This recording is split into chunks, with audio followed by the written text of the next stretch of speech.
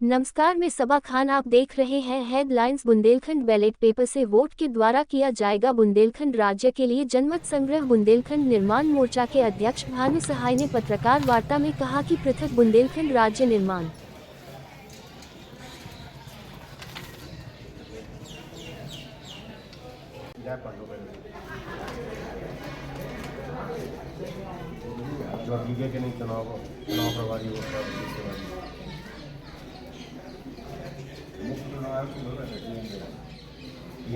आज जो आपकी मीटिंग रखी गई है ओरछा में रामराज सरकार के दरबार में, तो क्या इसकी योजना है, क्या इसके प्रस्ताव हैं, किस तरीके से आप बुंदेलखंड राज्य के लिए काम करने वाले हैं? देखिए, अभी हम लोग रामराजा सरकार के मंदिर से आ रहे हैं उनका आदेश लेकर और एक नया कार्य हम लोग शुरू करने जा रहे हैं कि बुंदेलखंड राज्य निर्माण की बात अब हम बैलेट से मतदान से कराएंगे। बैलेट पेपर के मतदान से इसलिए कराएंगे कि ज़्यादातर जो हमारे बड़े नेता हैं उनको ये भय सता रहा है कि बुंदेलखंड बन जाएगा तो 3 गुना यहाँ सीटें बढ़ जाएंगी, बहुत सारे लोग नए उभरे आएंगे, तो जो उनकी बपौती टाइप चल रही है वो समाप्त हो जाएगी। हम लोगों ने निर्णय ये लिया है कि जो बार बार वो कह रहे हैं कभी नक्शा ये नहीं है, कभी जे ऐसा नहीं है, कभी लोगों को नहीं मालूम है, हमने कहा चलो यार हम बैलेट पेपर से वोटिंग करा लेते हैं। तो सबसे पहले 7 तारीख को वोटिंग हम लोगों ने ओरछा रखी है रामराजा सरकार के दरबार में कि यहाँ उनके जस्ट पीछे हम लोग अपना बूथ बनाएंगे। 7 तारीख को यहाँ वोटिंग शुरू होगी और घर घर हम लोग बैलेट बॉक्स बाकायदा बंद करा के भेजेंगे और घर घर से हम लोग वोटिंग कराएंगे। हमारा प्रयास है कि पूरे ओरछा से कम 5 से 7 हज़ार वोट हम लोग डलवा पाएँ। उसके बाद दूसरा मतदान हमारा पारीछा में है, फिर बालाजी में है, फिर नौगांव है, फिर ललितपुर में पाली में है और फिर गुनूर में है। तो ये तो अभी इतने बना लिए, फिर बनाते चले जाएंगे आगे तक पूरे के पूरे। ये इसलिए कर रहे हैं कि अब लोगों के सामने ये चीज़ आ जाए कि जनता चाह क्या रही है।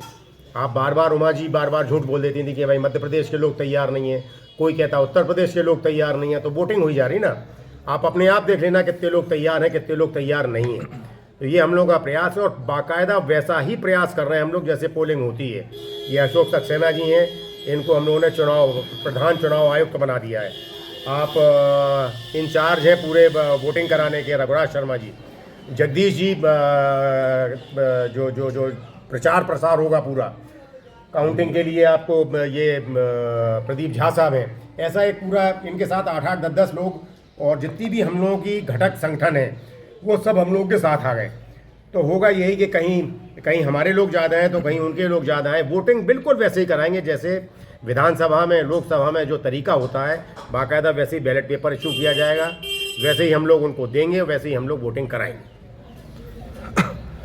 भाई, तो लगभग काफ़ी वर्षों से आप बुंदेलखंड राज्य की मांग कर रहे हैं, लगातार कर रहे हैं, और अभी आपने एक नया प्रयास किया कि आप वोटिंग के माध्यम से लोगों को जागरूक करेंगे। तो इससे आपको क्या फ़ायदा मिलने वाला है? क्या आपको उम्मीद लगती है कि बुंदेलखंड राज्य कितने समय बन पाएगा, क्या होगा? नहीं सर, देखिए जागरूकता तो पहले ही आ चुकी। 1900 जब हम लोग 12 मार्च 1948 में बुंदेलखंड बना था और 1956 में जब उत्तर प्रदेश और मध्य प्रदेश में बांटा गया, तभी आपके ओरछा के नरेश वीर सिंह जूदेव जी ने कह दिया था कि हमारा राज्य हमें वापस दो। तो ये जागरूकता तो तभी से शुरू हो गई थी। उसके बाद विश्वनाथ शर्मा जी आए, फिर शंकर लाल मल्होत्रा जी आए, फिर हम लोग सारे लोग इतने समय से कार्य कर रहे हैं।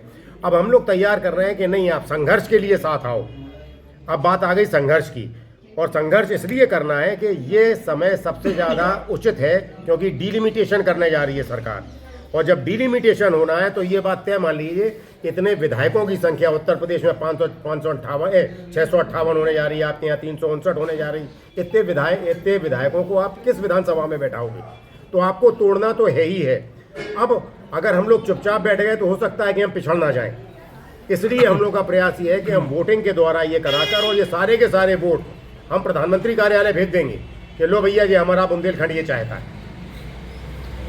भाई, बुंदेलखंड अगर राज्य बनता है तो आप किस क्षेत्र को अपनी राजधानी बनाने की जितने विश्व के राजा हमारे यहाँ बैठे हैं ओरछा धाम, उसको हम लोग चाहते हैं कि वो राजधानी बने, जिससे मुख्यमंत्री सवेरे उठे, सबसे पहले जाके माथा टेके, उनकी आज्ञा ले, उसके बाद अपना कार्य प्रारंभ करे। ये हम लोग का सोच है।